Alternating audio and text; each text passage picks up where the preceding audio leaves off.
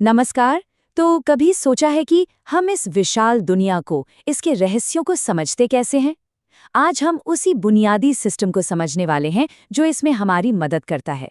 इसे समझिए कि हम एक ऐसी यूनिवर्सल भाषा की तलाश कर रहे हैं जिसे हर कोई हर जगह समझ सके।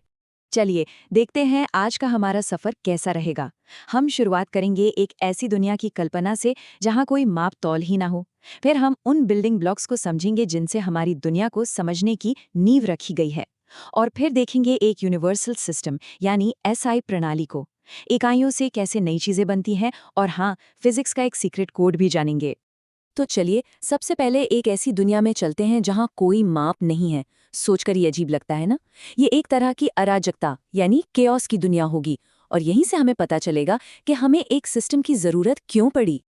जरा सोचिए, एक पहाड़ कितना ऊंचा है, सूरज कितना गर्म है। इन आसान से लगने वाले सवालों का जवाब देने के लिए हमें मापना पड़ता है। मापन ही वो चाबी है जिससे हम अपने आसपास की दुनिया को समझते हैं और उसके बारे में बात कर पाते हैं। पर सोचिए, क्या हो अगर आपका मीटर मेरे मीटर से अलग हो? मान लीजिए हम सब मिलके केक बना रहे हैं, लेकिन हर किसी के पास अलग अलग साइज का कप है। सब गड़बड़ हो जाएगा, है ना? इसीलिए हमें एक ऐसे स्टैंडर्ड की जरूरत है जो सबके लिए एक जैसा हो। तो इस पूरी गड़बड़ी को, इस केओस को सुलझाया कैसे जाए? इसकी शुरुआत होती है हर उस चीज को जिसे हम माप सकते हैं, उसे दो खास तरह के ग्रुप्स में बांटने से। ये समझिए कि मापन की दुनिया के दो मजबूत स्तंभ हैं। देखिए, किसी भी फिजिकल क्वांटिटी को बताने के लिए ना दो चीजें चाहिए। एक तो कोई नंबर जैसे 4, और दूसरा उसकी यूनिट जैसे मीटर। जब ये दोनों साथ होते हैं तभी बात पूरी होती है। सिर्फ 4 बोलने का कोई मतलब नहीं।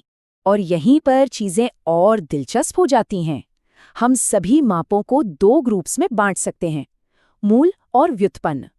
ये जो मूल राशियां हैं, ये बिल्कुल बिल्डिंग ब्लॉक्स की तरह हैं, एकदम बेसिक। और व्युत्पन्न राशियां वो हैं जो हम इन बेसिक ब्लॉक्स को जोड़ तोड़ कर बनाते हैं। और कमाल की बात यह है कि सिर्फ इन 7, जी हाँ, सिर्फ 7 मूल राशियों से हम इस ब्रह्मांड की लगभग हर चीज को नाप सकते हैं, उसका वर्णन कर सकते हैं। ये एक तरह से फिजिक्स की वर्णमाला है जिनसे हम दुनिया की भाषा को पढ़ते और लिखते हैं। ठीक है, तो हमारे पास बिल्डिंग ब्लॉक्स तो आ गए। अब देखते हैं कि इनसे कुछ बनाने का जो ब्लूप्रिंट है, जो मास्टर प्लान है, वो क्या है। और यहीं पर एंट्री होती है यूनिवर्सल एसआई सिस्टम की। ये टाइमलाइन हमें दिखाती है कि हम उस केओस से एक सिस्टम तक कैसे पहुंचे। पहले के जमाने में क्या होता था? हर जगह अपने अपने सिस्टम थे, एफपीएस, सीजीएस, मतलब पूरी तरह से कंफ्यूजन था। पर फिर धीरे धीरे पूरी दुनिया एक सिस्टम पर सहमत हुई। सिस्टम सिर्फ एक साइंटिफिक कामयाबी नहीं थी, ये एक तरह से पूरी दुनिया का एक साथ आना था, एक कॉमन भाषा पर सहमत होना था। ये माप तौल का वो मास्टर ब्लूप्रिंट है जिसे आज पूरी दुनिया इस्तेमाल करती है। ब्लूप्रिंट हाथ में है, अब बारी है कुछ बनाने की। चलिए देखते हैं कि हम इन यूनिट्स का इस्तेमाल करके अपनी फिजिकल वर्ल्ड को असल में बनाते कैसे हैं। एक बहुत ही आसान से उदाहरण से शुरू करते हैं। वेग यानी कि वेलोसिटी। सीधी सीधी भाषा में कोई चीज कितनी तेजी से और किस दिशा में चल रही है। ये एक परफेक्ट उदाहरण है ये समझने के लिए कि हम यूनिट से कैसे कुछ नया बनाते हैं। और इसका फॉर्मूला वेग बराबर है विस्थापन बटे समय। ये हमें साफ साफ बताता है कि हमें कौन से बिल्डिंग ब्लॉक्स चाहिए। एक तो लंबाई यानी विस्थापन, और दूसरा समय। तो हमने क्या किया?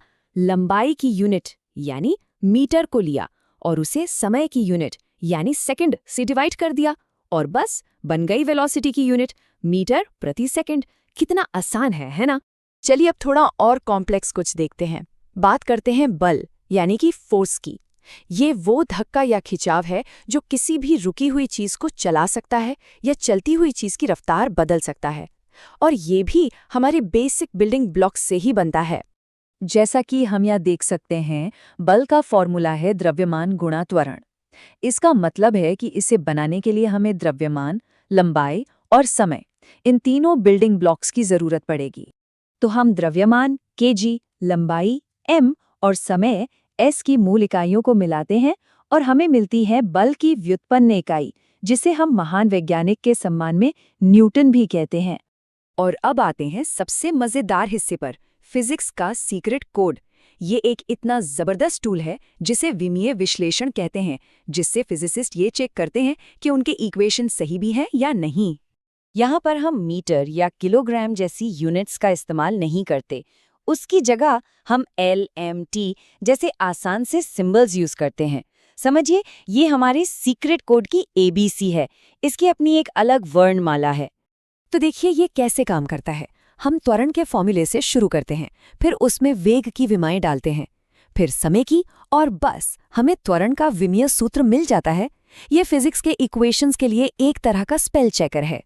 पॉइंट ये है कि हर व्युत्पन्न राशि का अपना एक यूनिक विमीय सिग्नेचर होता है, बिल्कुल एक फिंगरप्रिंट की तरह, जो ये पक्का करता है कि हमारे सारे समीकरण सही हैं।